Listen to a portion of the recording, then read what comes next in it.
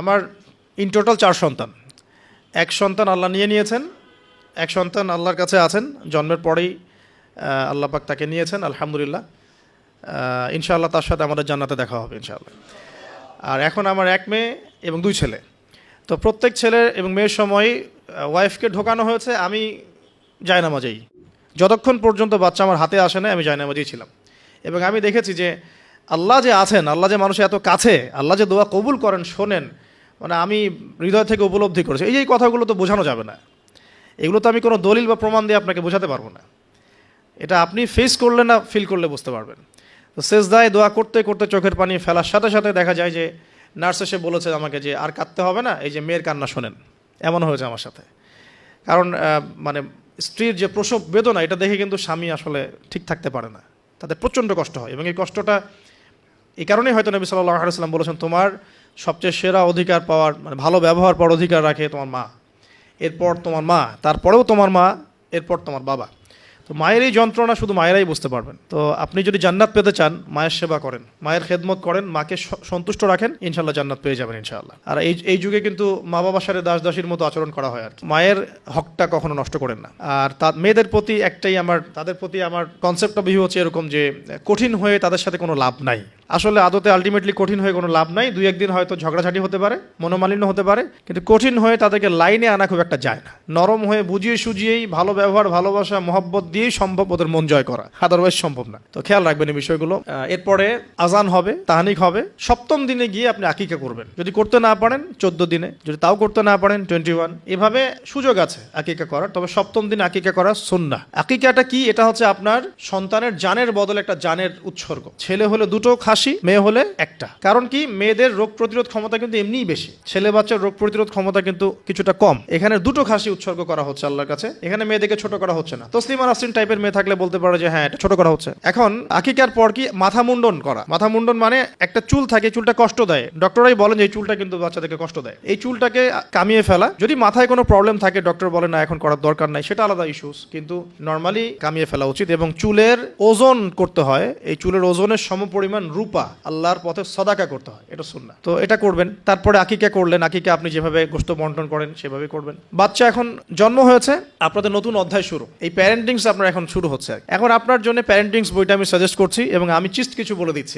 দেখুন, আদম আলাইহিস সালামের দুই ছেলের সম্পর্কে প্যারেন্টিংস এর মধ্যে কথা এসেছে। আদম আলাইহিস সালামের 2 ছেলের সম্পর্কে কিন্তু কথা এসেছে। 1 নাম্বার হাবিল কাবিলের ঘটনা মনে আছে? 2 সন্তান পরস্পরে হিংসা বশত কিন্তু এক ভাইকে হত্যা করে ফেললো। যদি আপনাদের একাধিক সন্তান থাকে, কারো প্রতি পক্ষপাতিত্ব করতে যায় না, তাহলে কিন্তু হাবিল কাবিলের মতো সম্পর্ক করে উঠবে আর কি। আর এই যুগে তো হাবিল কাবিলের সম্পর্ক এখনো চলছে। এখানে বহু কাবিল ঘুরে বেড়াচ্ছে দাড়ি টুপি নিয়েই, তাই না? এখন হাবিল কাবিল সম্পর্ক তো এখন আছে আর কি। কুরবানি কবুল হচ্ছে, আমারটা হচ্ছে না কেন?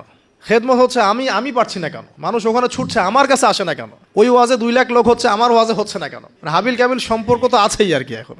তো কাবিল কি করবে? হাবিলকে এলিমিনেট করার চেষ্টা করবে, হাবিলকে দুনিয়া থেকে সরাতে হবে, তাহলে সে সফল, তার ধারণা এমন। অথচ এই কাজের ফলে কি হয়েছে? তার আমল নামে সমস্ত খুনের গোনা কিন্তু যাচ্ছে একটা একটা করে। আর সেম জিনিস আমাদের সাথেও হয়েছে, আমাদেরকে এলিমিনেট করার চেষ্টা করা হয়েছিল। আলহামদুলিল্লাহ আল্লাহ রাব্বুল আলামিন সেটা করতে দেন নাই।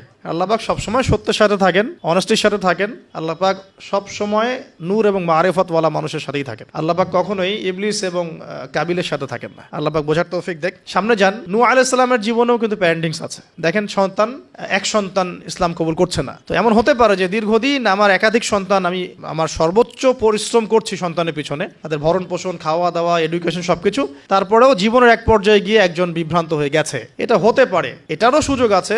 এতে আপনি দোষী হবেন না ইনশাআল্লাহ, কারণ আপনি আপনার চেষ্টাটা অব্যাহত রেখেছিলেন। তো একটা কথা বলতে ভুলে গেলাম যে ওই যখন হাবিল কাবিলের কথা এসেছে, তখন একটা কথা বলতে ভুলে গেছি যে ওই ইউসুফ আলাইহিস সালামের কথা মনে আছে নিশ্চয়ই। ইউসুফ আলাইহিস সালামের বাবার কিন্তু 12 সন্তান। এই যে 11 সন্তান, 11 ভাই যে ইউসুফ আলাইহিস সালামের এগেইনস্টে যে ষড়যন্ত্র করছে, কারণ কি? কারণ বাবা ইউসুফকে খুব বেশি ভালোবাসে, বাবা ইউসুফকে অনেক আদর করে, তার খুব চমৎকার সুন্দর দেখতে। এমন হয় না যে একটা বাচ্চা খুব সুন্দর, বা আপনার বড় মেয়ে আপনি বেশি আদর করেন, একটু বেশি আদর করেন, হ্যাঁ, তো এই জায়গাটা কিন্তু সতর্ক থাকতে হবে যে সন্তান একাধিক হয়ে গেলে আবার হিংসাত্মক মনোভাব গড়ে না ওঠে। এই জন্য ছোটবেলা থেকে শিক্ষা দিতে হবে যে সে তোমার বড় আপু, সে তোমার ভাই। হ্যাঁ, সবাইকে আপনার একটা ইনসাফ প্রতিষ্ঠা করতে হবে। কোরআনে অনেক দলিল আছে আপনার। আপনি ইব্রাহিম আলাইহিস সালামের ঘটনা দেখেন যে তার সন্তানকে মানুষ করেছে তার মা হাজরা আলাইহিস সালাম। ইব্রাহিম আলাইহিস সালাম কিন্তু সেখানে রেখে চলে আসছেন, মানুষ করেছে কিন্তু তার মা। তো যে হাজরা আলাইহিস সালাম বলছেন যে ইয়া ইব্রাহিম, হে ইব্রাহিম, আপনি আমাদেরকে কেন এখানে রেখে যাচ্ছেন? তখন ইব্রাহিম আলাইহিস সালাম বলছেন যে আল্লাহর আদেশে। তখন হাজরা আলাইহিস সালাম বলছেন যে যদি আল্লাহর আদেশে আপনি আমাদেরকে এখানে রেখে যান জনমানব শূন্য বিরান একটা জায়গায়, তাহলে ইনশাআল্লাহ আল্লাহ আমাদেরকে ধ্বংস করবেন না। এই যে তাওয়াক্কুল আল্লাহর প্রতি, একজন তাওয়াক্কুল কারিনী মায়ের গর্ভ থেকে জন্ম নিয়েছে ইসমাইল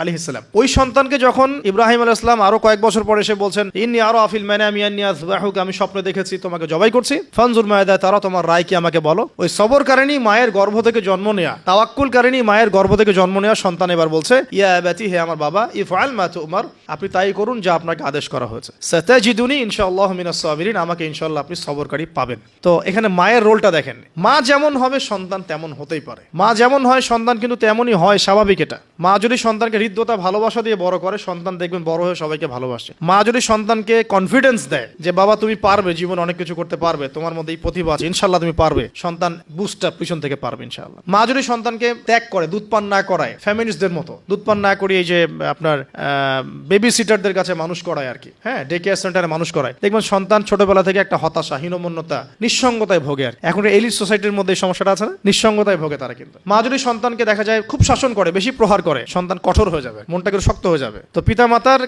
সন্তানের প্রতি অ্যাটিটিউডটা একটা বড় ফ্যাক্ট, যে সন্তান বড় হয়ে কি হবে। হিটলারের জীবনী পড়ে দেখেন, সে বলছে আমার পিতা আমাকে খুবই মায়ের মারতো আর কি, খুবই পিটাইতো। তো বড় হয়েও শিখছে আর কি যে পিটাইলেই কাজ হয়, যদি কিছু করতে হবে তো পিটাইলেই কাজ করতে হবে। এরপরে সে যে পিটানো শুরু করছে সবাইকে গণহারে। এই যে সন্তান জন্ম নিল ইসমাইল আলাইহিস সালাম হাজরা আলাইহিস সালামের গর্ভ থেকে, মা যেমন হলো সন্তান তেমন হলো কিন্তু। আর এই যে মায়ের আত্মত্যাগ দেখেন, সাফা মারওয়া সাই করা যে ঘটনা, জামজাম কূপের যে ঘটনা, এই ছেলের কুরবানির যে ঘটনা, এই ঘটনাগুলো আল্লাহর কাছে এত বেশি পছন্দ হয়েছে। দেখেন কিয়ামত পর্যন্ত হজ ওমরায় আপনি এগুলো কিন্তু করছেন, হজে করছেন, অথচ এটা কিন্তু ইব্রাহিম আলাইহিস সালামের যুগের ঘটনা। আমরা কিয়ামত পর্যন্ত এই ঘটনাগুলো ফলো করছি আর কি। আর এমন কোনো ধর্ম নাই যে ধর্মে ইব্রাহিম আলাইহিস সালামকে গালি দেওয়া হচ্ছে।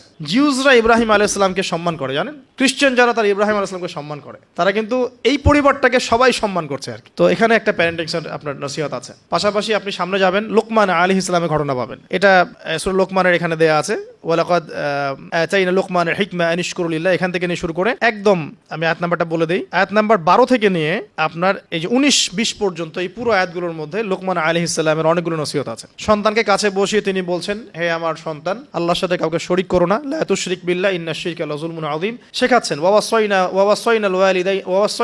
ওয়াসাইনাল ইনসানা বিওয়ালিদাইহি হুসনা, মানুষের সাথে ভালো আচরণ করো, তোমার পিতামাতার সাথে ভালো আচরণ করো। তোমার পিতামাতা যদি তোমাকে শিরক করতে বলে তখন তাদের ফালা তুতিউহুমা, তাদের আনুগত্য করো না। আল্লাহ তিনি আরো শিখাচ্ছেন যে ছোট্ট কোনো বিষয় তুমি আল্লাহ থেকে লুকাতে পারবে না, আল্লাহ সব সামনে নিয়ে আসবেন। ইয়া বুনাইয়া আকিমিস সালাহ, সালাত কায়েম করো, ওয়া'মুর বিল মা'রুফ, সৎ কাজে আদেশ করো, ওয়ানহা আনিল মুনকার, অসৎ কাজে নিষেধ করো, ওয়াসবির আলা মা আসাবাক, তোমার উপরে যে বাধা বিপত্তিগুলো আসবে সেগুলোতে সবর করো। উচ্চ স্বরে চিৎকার চেঁচামেচি করো না, কারণ গাধার স্বর উচ্চ স্বর হয়, চেঁচামেচি করে। এরকম প্রায় এখানে 10টা থেকে 15টা নসিহত আপনি পাবেন। চিস্ট করে বলে দিলাম যে লুকমান আলাইহিস সালাম তার সন্তানকে যা শিক্ষা দিয়েছেন এটা প্যারেন্টিংসের জন্য যথেষ্ট। আর আপনি সন্তানকে শিক্ষা দিবেন শিরকের শিক্ষা, আপনি আল্লাহকে চিনতে শেখাবেন, রাসূলকে চিনতে শেখাবেন, কোরআনের সাথে সম্পর্ক করে দিবেন, হ্যাঁ, 5 ওয়াক্ত নামাজে অভ্যস্ত করবেন, পাবন্দি করবেন, ইসলামিক পরিবেশ বাসায় বজায় রাখবেন, তালিম হবে, ইসলামিক কালচার রাখবেন। যদি বাচ্চা বিনোদন পছন্দ করে ইসলামিক বিনোদন দিবেন, তাকে সময় দিবেন, তার সাথে কথা বলবেন, তার সাথে গল্প করবেন। তো এখন দেখেন কোরআনে এমন অনেক কিছুই আছে। লুকমান আলাইহিস সালামের কথাই বলেন, আপনি ইব্রাহিম আলাইহিস সালামের কথাই বলেন, আদম আলাইহিস সালাম, নূহ আলাইহিস সালাম থেকে শুরু করে প্রত্যেক নবী রাসূলের জীবনেই দেখবেন আপনি প্যারেন্টিংসের একটা খোরাক পাবেন। ইভেন আমাদের নবী মুহাম্মদ সাল্লাল্লাহু আলাইহি ওয়াসাল্লামের ক্ষেত্রে দেখেন। আচ্ছা, এখানে যাওয়ার আগে এখানে আসি যে এই যে ঈসা আলাইহিস সালামের মা মারিয়াম আলাইহিস সালাম, তিনি কি পবিত্র ছিলেন না?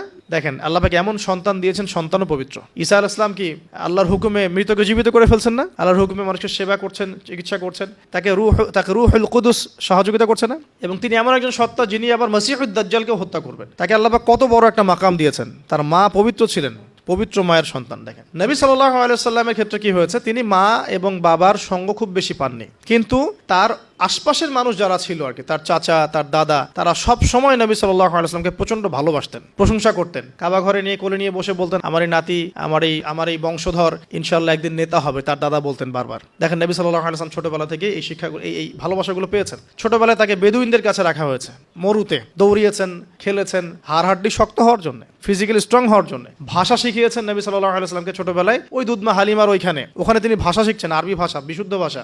ছোটবেলা থেকে নবী সাল্লাল্লাহু আলাইহি ওয়াসাল্লামকে যারা ভালোবাসতেন, খেয়াল করে দেখেন নবী সাল্লাল্লাহু আলাইহি ওয়াসাল্লামও বড় হয়ে সবাইকে ভালোবাসেন। এতিমের পাশে দাঁড়ান, বিধবার পাশে দাঁড়ান, মিসকিনের খোঁজ নেন। আমি বোঝাতে যাচ্ছি যে সন্তান সেটাই শিখবে যেটা পিতামাতা তাকে ছোটবেলায় শিখাবে। আপনি যে এনভায়রনমেন্টটা দিবেন, সেই এনভায়রনমেন্টেই তার কৈশোর যৌবন করে উঠবে। সাহাবীদের জীবনী দেখেন, তাবিঈন জীবনী দেখেন, সলফে সালেহিনের জীবনী দেখেন, ইমাম বুখারী, ইমাম আবু হানিফা, শাফিঈ, আহমেদ বিন হাম্বল, ইমাম মালিক, তাদের জীবনীগুলো দেখেন।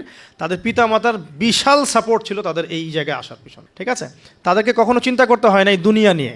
দুনিয়ার পুরো বিষয়গুলো পিতামাতাই সেট করে দিয়েছেন। তোমরা খালি দিনের জ্ঞান অর্জন করো, দিনের খেদমত করো, ফকিহ হও, মুহাদ্দিস হও, দিনকে এগিয়ে নাও। ওদেরকে টেনশন ফ্রি করে দেন, বাকি পরিশ্রম আমরা করবো ইনশাআল্লাহ, সমস্যা নেই। পরবর্তী প্রজন্মকে ইসলামের জন্য তৈরি করতে হলে আমাদেরকে পরিশ্রম করতে হবে এবং তাদেরকে একটা সিকিউর সাউন্ড মাইন্ড দিতে হবে যে তোমার কাজ এইগুলোই।